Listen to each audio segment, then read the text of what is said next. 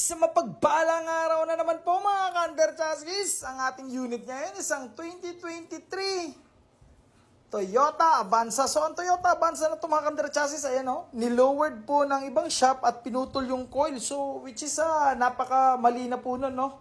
So ito yung ipapalit ko. At dito sa kabila, ganun din mga ka-under chassis ha.